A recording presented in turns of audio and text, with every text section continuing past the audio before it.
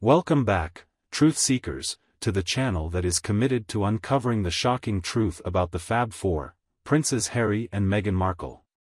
For the record, it's my royal pleasure to be at your service this evening with you beautiful ladies and gents. Or, without too much sugarcoating chit-chat, let's get into it. This latest Duke and Duchess of Delusion effort is too rich even for my tastes. And that's saying something. Everything about these two entitled ingrates was in need of a healthy dose of the full force of King Charles's sovereign fury before they endangered Britain's national interests any further. The time had surely come. Before we completely dive into the stormy waters of this revelation, if you haven't already, please softly tap that subscribe button and hit the notification bell.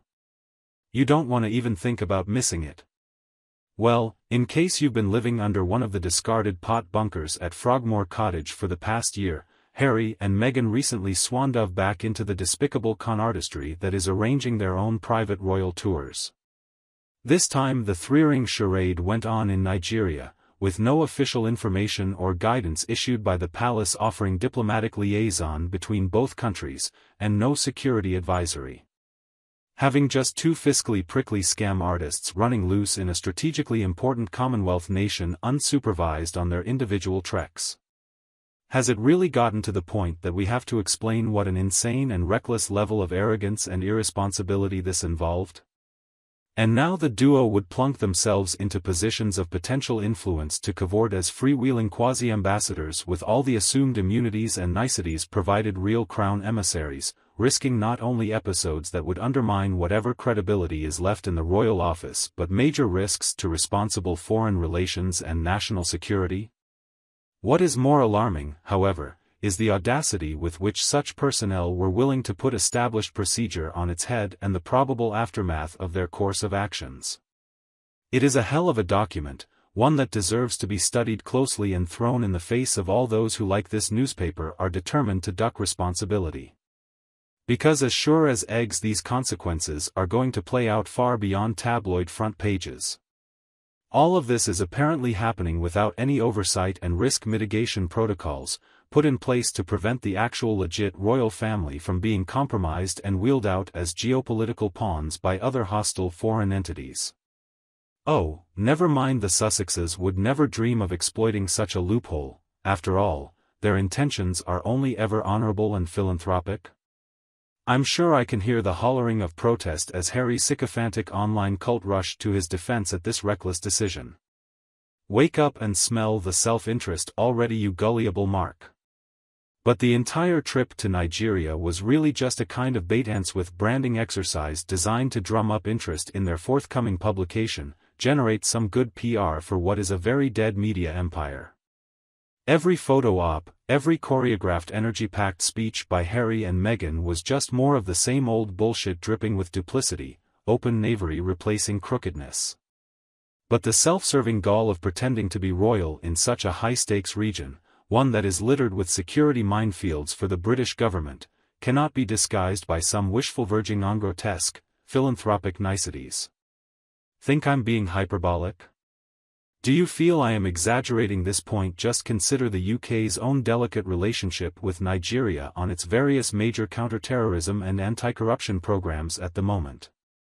Because, literally hangs diplomatic relations in the balance, as we need to be certain that we can federate principled working links between our lands so that we may tackle this global menace of Islamic extreme coupled with transnational financial rascality which is laying waste to West Africa stability.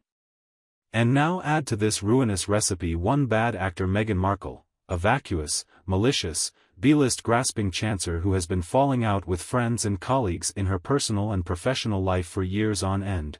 You have a catastrophe waiting to happen in the most geopolitically delicate powder keg. Seriously, are we going to trust this Duchess to pout and PR mare the situation? To jeopardize a commitment for essential collaboration with the Nigerian government as part of her reckless and clueless narco family venture into uber flattery?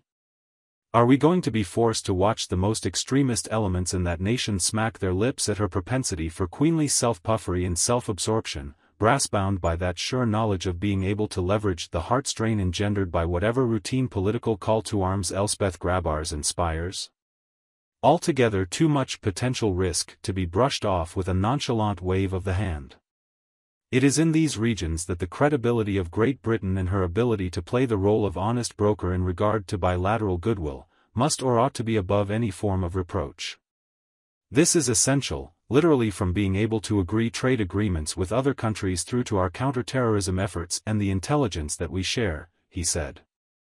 The fact that even something as narcissistic and image-based like Meghan Markle could de facto act in a capacity of an official, or semi-official representative of the Crown is practically existential threat to us. The same goes for her husband, naturally, now a facsimile of who he once was in so many ways. He is a one-man anti-diplomatic wrecking crew, family betraying, memoirs and ceaseless personal feuding together, arguably making him the only man on earth better than Harvey Weinstein at torpedoing his own reputation. Just picture if this daft, foolish person was ever taken advantage of and ratted out to UK security? He'd likely crumble to the whims of semi-Western liberal African powers, and integrate himself as little more than a black-face IOI crowd in an attempt to redeem himself from the black sheep he had grown to be. This, to me, clearly is a clear and present danger situation. The man just appears altogether unfit to represent the interests of the Crown in this rather sensitive area. So, what's a king to do? What's a guy supposed to do, a king? King Charles is running out of options after Sussex's relentless campaigning and now his refusal to stay in his lane. Every last bad back, groveling stitch of inherited apartheid privilege must be severed en masse without return, by him. Take off that last bit of fake politeness and privilege. Society should rip the labels of any hint of palatial impropriety, from questionable duke and duchess to titles hung in odor left undoubtedly alive by its bearer, all accepted for inclusion into the hell that is true civilian purgatory, commoners without luster. By so doing, King Charles would send a loud and strong message that the honor of the royal institution cannot be walked on or trampled upon. Overstepping, the constant media spectacles, notably those designed to enrich the Sussexes, for a far quicker exit. They have unfairly sullied the image of an institution that is excellent for the UK, Commonwealth and yes, Britain itself. Let them go. Let's put a firm deal on this chapter now. When Charles does so, he should also reiterate the monarchy's overall sense of mission by pointing out that they are leading a new path of accountability and respect within the royal pecking order. So, what do you guys think? What you all think here? Down in the comments here, let us know what you thought about it, and hey, we're always thrilled to get some other updates as well. Is this the right decision for King Charles or should he handle things differently? Until then, take care and we'll see you on the next one for some more scintillating tales and salacious content. In the meantime, hit that like button, share this with anyone unaware of what's happening in about the royal family lately, and click on that bell icon to always receive the latest from us.